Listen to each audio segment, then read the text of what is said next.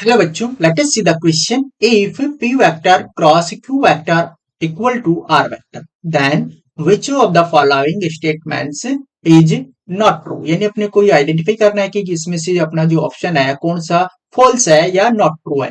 Okay बच्चों, ठीक है। इस क्वेश्चन को अपन क्या करते हैं, सॉल्व करने से पहले इसका की कॉन्सेप्ट देखते हैं, जिसके थ्रू ही ये सॉल्व हो जाएगा। बट जिसके थ्रू ही क्या हो जाएगा, ये सॉल्व हो जाएगा। यानी मीन्स अपने पास कोई बेसिक मैथमेटिक्स है, इसमें कोई बहुत ज्यादा रूल नहीं है। ठीक है, यानी वेक्टर मेरे पास क्या है, एक वेक्टर है। ये क्या है, मेरे पास एक वेक्टर ले लिया, वेक्टर पी, एंड उसके आफ्टर दैट मेरे पास एक वेक्टर है, ये क्यू वेक्टर ले लिया। अब आपको पता है इन दोनों का जो रिजल्टेंट होगा, इन दोनों का जो भी रिजल्टेंट होगा, यानी जो आपके पास रिजल्टेंट आपके पास है, यहाँ पर मैंने क्या ले लिया, इसको सपोजिंग दैट ये अपने पास है, तो ये कहाँ लाई करेगा भाई, यहीं पर लाई कर रहा है। इन दोनों का रिजल्टेंट यानी P vector plus Q vector.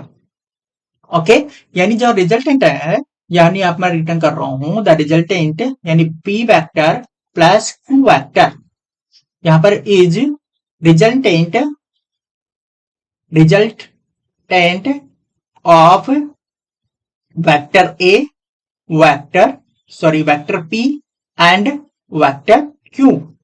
कहां लाई करेगा, लाइज इन सेम प्लेन में क्या करेगा, वो लाई करेगा, जिसमें आपके पास क्या है, P vector and Q vector है। ओके, ठीक है।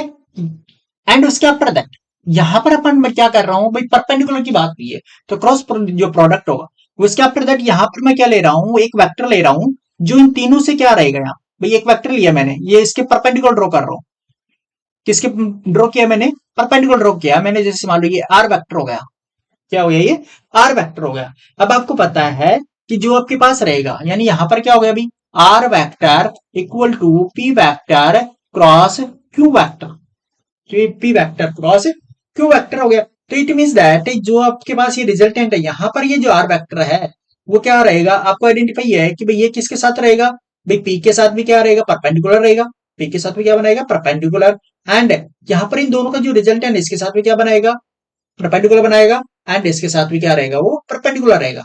तो मींस यहां पर कंडीशन क्या क्या हो सकती है कि आर वेक्टर जो है वो परपेंडिकुलर किसके, first of all P vector के।